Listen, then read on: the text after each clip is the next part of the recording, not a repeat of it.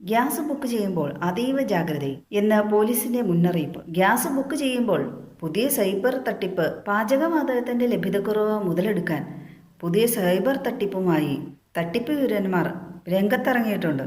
പുര എത്തുമ്പോൾ വാഴ നടുക എന്ന ഒരു ചൊല്ലാണ് ഓർമ്മ വരുന്നത്.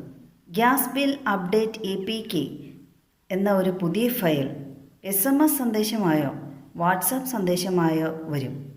അത് ഒരു കാരണവശാലും തൊട്ടേക്കരുത്. ഓപ്പൺ ചെയ്യാതിരിക്കുക. ആ ലിങ്കിലൊന്നും ക്ലിക്ക് ചെയ്യാതിരിക്കുക. നമ്മൾ അതിൽ തൊട്ടാൽ തീർന്നു. ആധാർ വിവരങ്ങൾ, ഗൂഗിൾ പേ, ഫോൺ പേ, അങ്ങനെ ബാങ്ക് അക്കൗണ്ടുമായി ബന്ധപ്പെട്ട സകല ഡീറ്റെയിൽസും ഇത് അയച്ചു തന്നവർക്ക് ലഭ്യമാകുന്നതാണ്.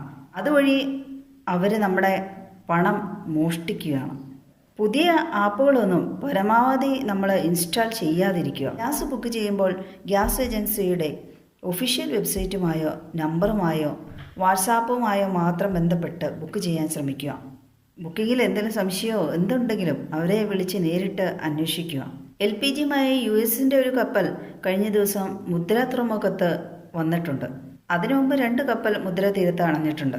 ക്രൂഡ് ഓയിൽ ലഭ്യമാകുന്നതിന് പുതിയ ഖനികളും ഇപ്പോൾ തുടങ്ങിയിട്ടുണ്ട് ഇന്ത്യയിൽ. കഴിഞ്ഞ ദിവസം പ്രധാനമന്ത്രി മറ്റ് സ്റ്റേറ്റിലെ മന്ത്രിമാരുമായി ചർച്ച നടത്തി. വാണിജ്യ സിലിണ്ടറുകൾ LPGയുടെ പ്രതിസന്ധി രൂക്ഷമാകുന്നതിന് മുമ്പ് ഉണ്ടായിരുന്നതിലധികം 50% വർദ്ധിപ്പിച്ചിരിക്കുകയാണ് LPGയുടെ ലഭ്യത. വാണിജ്യ LPGയുടെ ലഭ്യത കുറവുകൊണ്ട് ഹോട്ടലുകളെല്ലാം അടച്ചുപൂട്ടി, മെനു എല്ലാം വെട്ടിക്കുറച്ചു.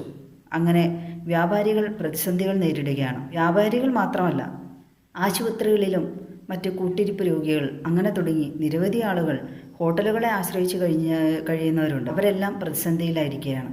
പ്രധാനമന്ത്രി നടത്തിയ ആ ചർച്ചയിൽ ആരോഗ്യ മേഖലയ്ക്കും വിദ്യാഭ്യാസ മേഖലയ്ക്കും വാണിജ്യ സിലിണ്ടർ കൂടുതലായി നൽകാൻ തീരുമാനമായിരിക്കുകയാണ്. കൂട്ടത്തോടെ ബുക്ക് ചെയ്യാതിരിക്കുക, കരിഞ്ഞതിൽ പൂഴ്ത്തി വയ്ക്കാതിരിക്കുക. ഒന്നാമത് ഇപ്പോൾ ചൂടുകാലമാണ്, എപ്പോഴാണ് എല്ലാം കൂടെ പൊട്ടിത്തെറിക്കണേ എന്ന് പറയാൻ പറ്റില്ല. വീടുകളിൽ പരമാവധി നിറകുറ്റികൾ കുറച്ച് സൂക്ഷിക്കാൻ ശ്രദ്ധിക്കുക. ഗ്രാമപ്രദേശങ്ങളിൽ 45 ദിവസത്തിന് ശേഷം, നഗരപ്രദേശങ്ങളിൽ 25 ദിവസത്തിന് ശേഷവും ബുക്ക് ചെയ്യാവുന്നത് തന്നെയാണ്. ഇനി മുതൽ ഗ്യാസ് സിലിണ്ടറിന് 14.5% എന്നുള്ള ആ തൂക്കം കുറയ്ക്കാൻ തീരുമാനിച്ചിരിക്കുകയാണ്. 10%-ത്തിലേക്ക് എത്തിക്കുകയാണ് എന്നും ആ മന്ത്രിസഭാ യോഗത്തിൽ തീരുമാനിച്ചു. അങ്ങനെ ഒരു പരിധിവരെ ഈ ഗ്യാസിന്റെ പ്രതിസന്ധി പരിഹരിക്കാൻ കഴിയുമെന്നാണ് കരുതുന്നത്. യുദ്ധം പോലെയുള്ള പ്രതിസന്ധികൾ നേരിടുമ്പോൾ ആളുകൾ ഭക്ഷ്യക്ഷാമം, പല തരത്തിലുള്ള ക്ഷാമങ്ങൾ നേരിടുന്നു. അതിൻ്റെ ഇടയ്ക്ക് ഇതുപോലെ തട്ടിപ്പിലൂടെ ജീവിക്കാൻ നോക്കുന്ന സൈബർ തട്ടിപ്പ് വീരന്മാരെല്ലാം പ്രത്യേകിച്ച് കണ്ടുപിടിച്ച് നല്ല രീതിയിൽ തന്നെ തക്കതായ മാതൃകാപരമായ ശിക്ഷ തന്നെ നൽകേണ്ടതാണ്.